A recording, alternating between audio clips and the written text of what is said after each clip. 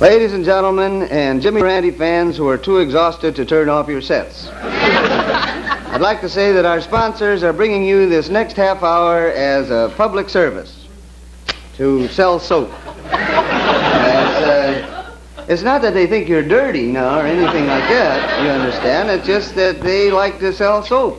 That seems to make them happy. You know, some people just, they like to sell soap.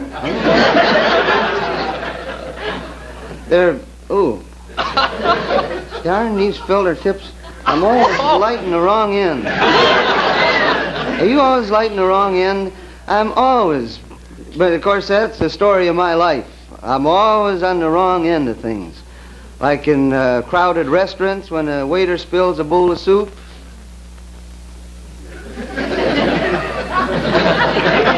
And, like, take fires, you know, public fires. Like when the policeman says, everybody step back, I'm the guy they all step back on. And, like, take dead-end streets.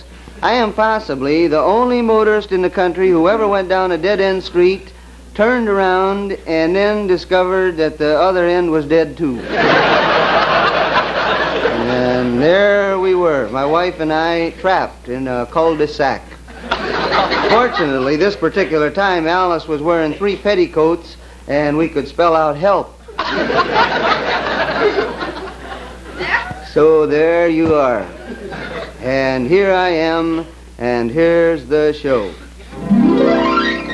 Dial Shampoo, the new squeeze bottle shampoo that gives you that diamond sparkle look. And mild, fragrant Dial Soap that stops perspiration odor before it starts presents The George Gobel Show. Starring George Gobel. With Hollywood's Jeff Hunter. Ravenna, Ohio's Peggy King. Alder Ray's Jeff Donnell. Our very own John Scott Trotter and his orchestra.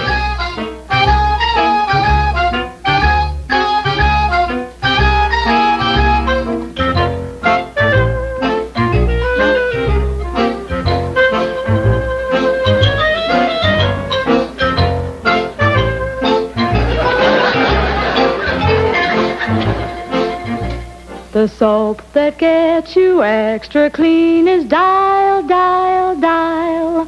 The soap with hexachlorophene is Dial, Dial, Dial. Even when perspiring, you won't worry about odor if you use Dial soap every day. Let me show you why. Normal perspiration has no odor until it comes up against skin bacteria. They cause the odor. But ordinary good soaps can't remove bacteria effectively. Thousands are left on the skin, sort of like this. But washing with Dial takes away up to 95% of these troublemakers. Dial's hexachlorophene does it. There's nothing else as good at removing bacteria. And it clings to your skin, keeping you fresh all day. That's how Dial stops odor before it starts. And Dial smells good. Aren't you glad you use Dial soap? Don't you wish everybody did?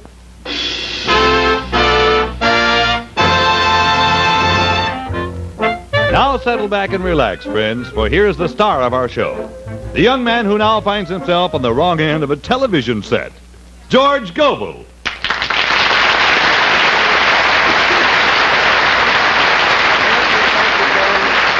This is Academy Award time here in Hollywood, the exciting, glamorous home of the Nutburger. Also the Golf Burger. And also the Wish Burger. And a friend of mine named Sam Burger. Now, see, the Academy of Motion Picture Arts and Sciences is about to give awards for the best performances, but they won't give any awards to the fellow who really does the truly hard work in the movie business. So tonight we honor the unsung heroes of the mighty cinema industry. Our first annual awards to the best movie-goers of the year 1954. The envelope, please.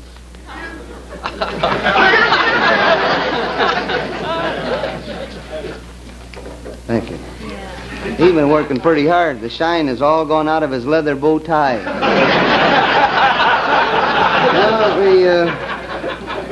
For the outstanding performance by a male moviegoer during the year 1954, the award goes to Mr. Emmanuel Kant of Chagrin Falls, Ohio. On August 4th, 1954, Mr. Kant accompanied his 7-year-old son to a kiddie matinee at the Taj Mahal Theater and sat through 6 Mickey Mouse cartoons, 6 Donald Ducks, 2 Tom and Jerry's, one of which was a movie, 3 Mr. Magoo's, 17 coming attractions, 5 musical short subjects, 4 musical long subjects, a Pete Smith specialty, 4 intermissions, 7 travelogues, 9 chapters of a Spaceman serial, 4 newsreels, and 2 double feature westerns in 3D with stereophonic sound. Now, we regret to announce that Mr. Kant's award will have to be made posthumously. I understand that his 7-year-old son was to have accepted for his father, but the kid is still in the movie. And now for the next award. For the second well, fates preserve us, said Mrs. Jervis. We have here a double award. For the outstanding performance by a female moviegoer, the award goes to Mrs. Oswald Spengler of Tacoma, Washington, who on the night, I should say, of April 29th, 1954, participated in an action in the Tony Curtis Memorial Theater. Mrs. Spengler, with utter disregard for her own safety and entirely surrounded by 6 ushers, an assistant manager, a cashier, and 2 popcorn girls, all of whom had falsely accused her of attempting to sit on the main floor with a balcony ticket, and armed only with a large pongee pocketbook, stormed her way from the mezzanine, through the powder room and main lobby to arrive victoriously at 8th row center, where she sat triumphant until she was hosed down by the fire.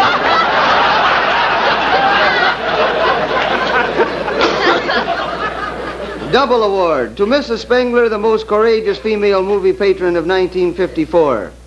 Award number 2, and she won this one going away. The soggiest. And now for a few special awards. To the most ingenious movie exhibitor of the year, to the Center brothers, Irvin and Leo, proprietors of the Love Nest Drive-In Theater at Great Neck, South Carolina, who increased their attendance 360% in 1 week by not showing any movie.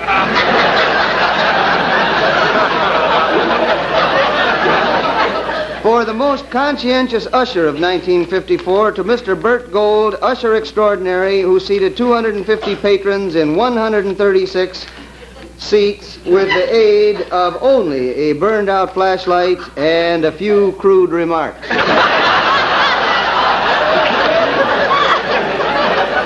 Now for the outstanding technological advance of 1954, to Miss Dora Sherry, Newark, New Jersey, candy counter salesgirl at the Acropolis Theater, for making 230 gallons of orange juice from a single orange. Ladies and gentlemen, we salute you. I don't want anybody to get the idea that I don't care very much for movies, because I really care very much for movies. I go to them all the time. It's just like going to a show, like to me. Like only last night I went to one with Alice, but when we were coming home, I could just kind of sense that she was disposing herself for a dispute. George? See? She can't hardly wait to get started. What is it, Rocky? Just what do you mean by Rocky? Oh, come on, Alice. Let's quit kidding now. I know that you've been just spoiling for a spat ever since we got home from the Barefoot Contessa meets Abbott and Costello Chiropodist.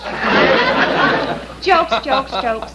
George Gobel, you're always belittling everything. You're always be big in everything.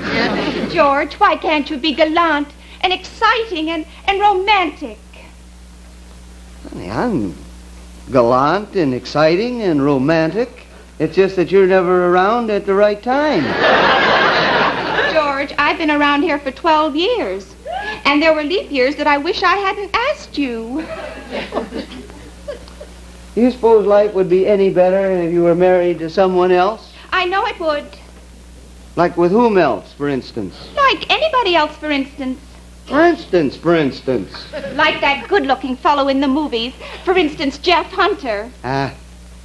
What do you suppose life would be like with that, for instance, Jeff Hunter? Idyllic. If you were married legally? I can just imagine what it would be like. Well, I can't. Well, I can. And if you'll just get out of here, I'll show you. Do that. Do that. Do that. And as we say down at the Princeton Institute for Advanced Studies, I'm off like a herd of turtles.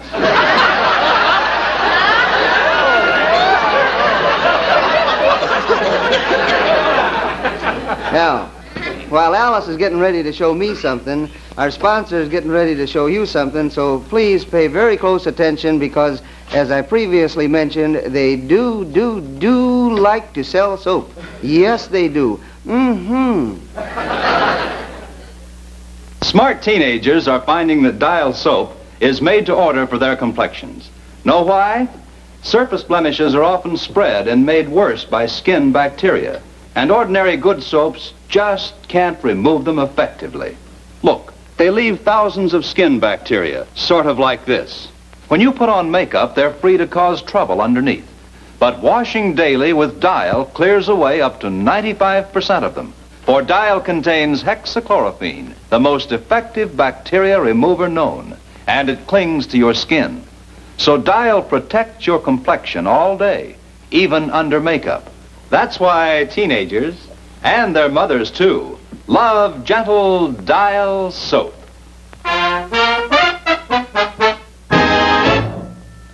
Now then, before Alice shows me what life would be like with Jeff Hunter, for instance, will you stroll over this a ways because I got some shopping to do anyways. Hi,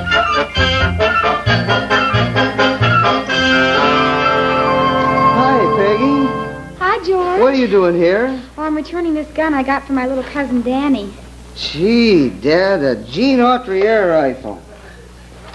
What are you doing here, George? Oh, I'm here to return a little gift that I bought for Greg. It's an Anthony Eden yo-yo. What are you going to exchange it for? Well, I don't know, but I know Greg would be crazy about that there air rifle right there at Aaron. Really? Mm-hmm. Well, that's funny, because Danny's a real big Anthony Eden fan. Really? Yeah. Shall we? Let's. Okay. Well, George, I have to go now and sing my song. Oh, Peg, sing your song right here. See, I'll tell you what, you stand right on this mark right here, and I'll give you a cue. Okay. You see that target back there? Uh-huh. All right, when you hear the bell ring, you sing. Oh, George, you think you can really hit that? Don't you ever worry about old Annie Oakley Gobel, Peg. I got an eye like a house detective.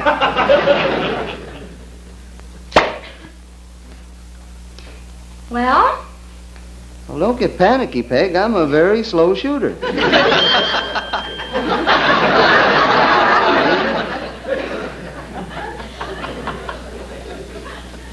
A little love that slowly grows and grows, not one that comes and goes.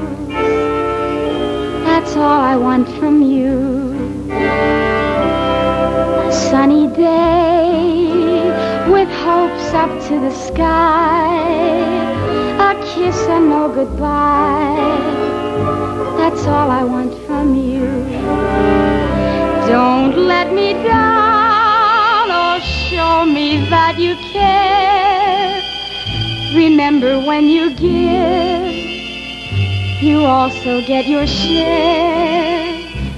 Don't let me down, I have no time to wait.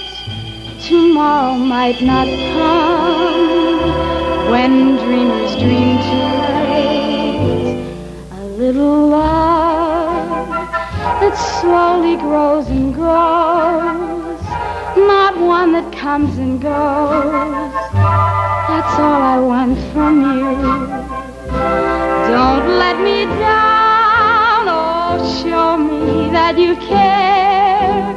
Remember, when you give, you also get your share. Don't let me down. I have no time to wait. Tomorrow might not come when dreamers dream too late. A little love that slowly grows and grows, not one that comes and goes.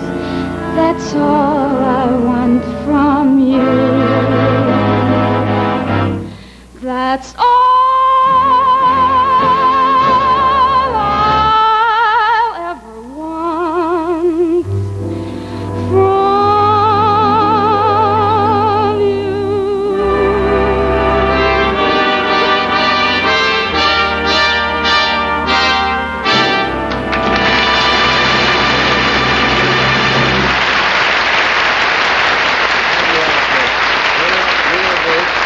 Peggy, that is prettier than pink popcorn in a purple Coke.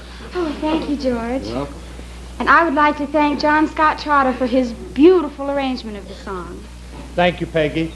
And let me say it's a privilege to work with so fine an artist as you. Well, it's a privilege and an honor to work with so distinguished a musician as you, John Scott. I treasure every moment of our association, Peggy. You are a constant source of inspiration to me, Mr. Trotter. I'm delighted, Miss King. Ladies and gentlemen, the hour of charm. And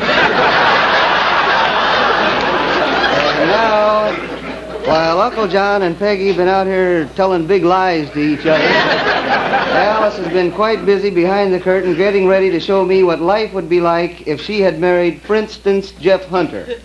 Instead of me, that is. Alice, are you ready? Alice? Honey?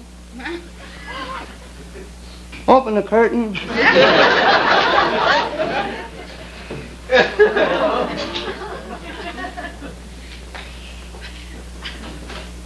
Hoot.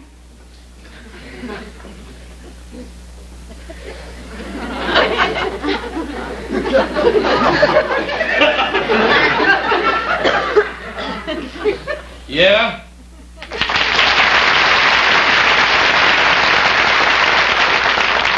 What do you call this? Research. Oh, come on now. Break it up. Now, cut it out, you guys. Come on now. Let me get in there. Alice, now, you just back here like that. You get out of my house, you male starlet, you. George, in this scene, I'm married to him. Yeah. So you get out of my house, you trial-sized Sonny Tufts.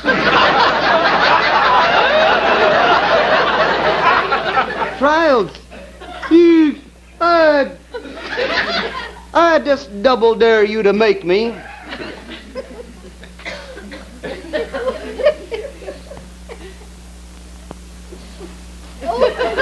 I said make me, not take me. Alice, Isn't this wonderful? George is jealous. Oh, this is going to be so much fun. Now, you make like it's 5:30 in the afternoon, and I'm Mrs. Jeff Hunter.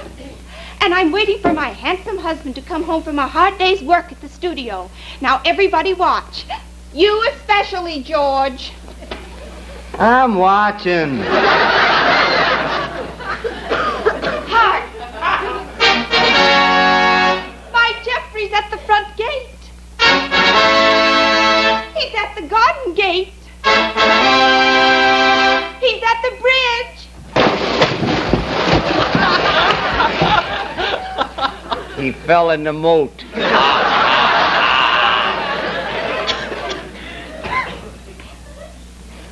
Alicia. My love! We tried that one time. Broke the crystal on my watch.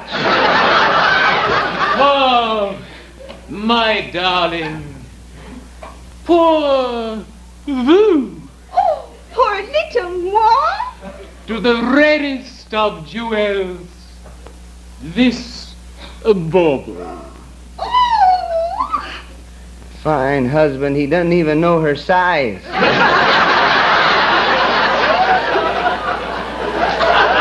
Come, my darling. Make yourself comfy, cozy, while I mix us a drink.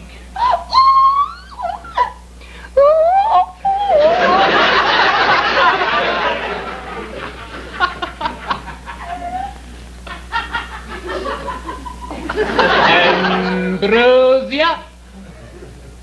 Fine recipe for ambrosia. He left out the lanolin. That's the stuff that makes it smooth. To my darling. All day long, I've been hugging Susan Hayward. Kissing Marilyn Monroe. And dancing with Deborah Paget. But as beautiful as they all are, my pet, they all pale into insignificance when compared to your radiant, glowing beauty. Oh.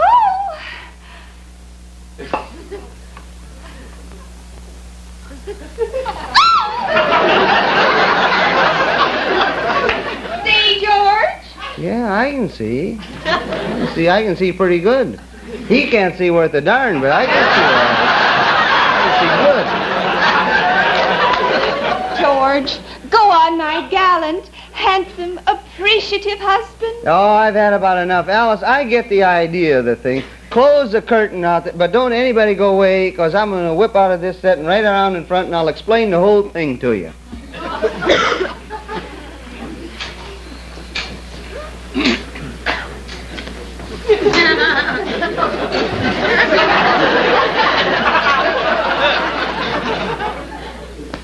Now, see, that's Alice's idea of how life is with a movie star, and she gets these spooky ideas reading them movie magazine articles, you know, like, Hollywood's 10 most eligible bachelors and when they will be free again.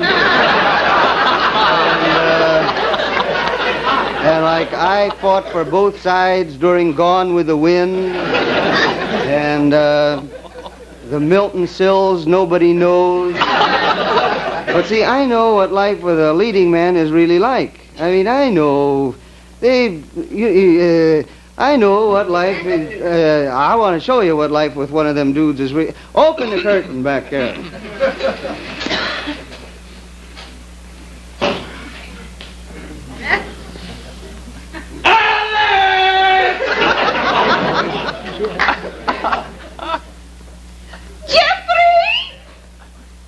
Now look!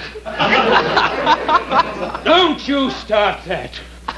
My lips are tired from kissing Susan Hayward all day long. My arms are aching from hugging Marilyn Monroe. My feet are killing me from dancing with Deborah Paget. Tonight, I got to go to a preview of a picture starring 3 people I can't stand. This morning, Luella Parsons misspelled my name. And to top off everything, I gotta get up at 4 o'clock in the morning and go on location with a herd of goats. Jeffrey! So stop that nagging!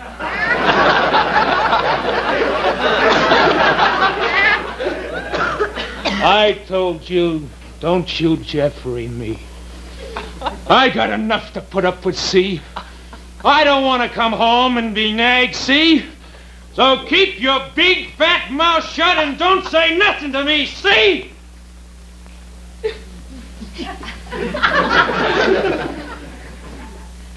Georgie! Alice! Oh. you listen to me when I tell you something. You know, I'll tell you one thing. I may not be the best-looking chap in town, but long after them tall, handsome dudes have lost their looks, I'll still be short.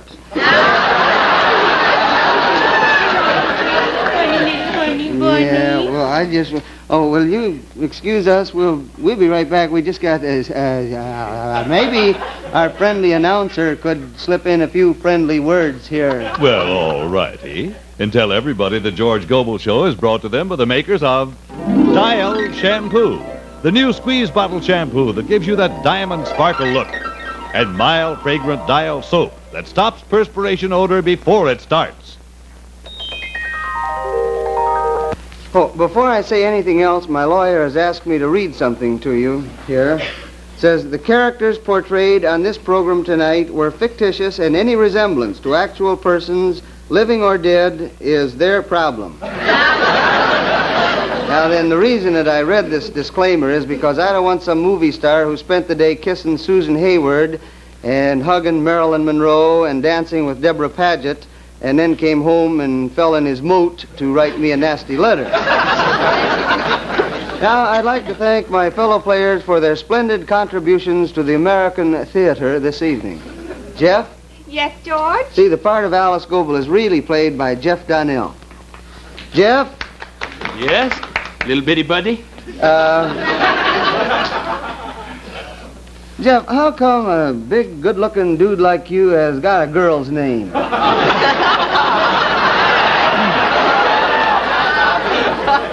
Well, you see, George, Jeff is really my nickname. Oh. My real name is Alice. Well, that clears that up nicely, I would say. Now, where are you going after the show, Alice? Well, I'm going out to 20th Century Fox and see their new picture called The Racers, starring Kirk Douglas. Oh, are you really? No, but I thought that was a pretty good place to get in a plug for a good picture. That's pretty shrewd the way you did that there, I'll tell you. Are you in The Racers? No, but I'm in White Feather. Oh, I'll bet you look good in feathers. I see by the old clock on the wall it's time to be moseying along, so this is your old friend Lonesome George with a message from the Forestry Service. If you plan on visiting any of our national parks over the weekend, please be sure to put out your campfire before leaving the house. So long, neighbor. This is Del Sharp.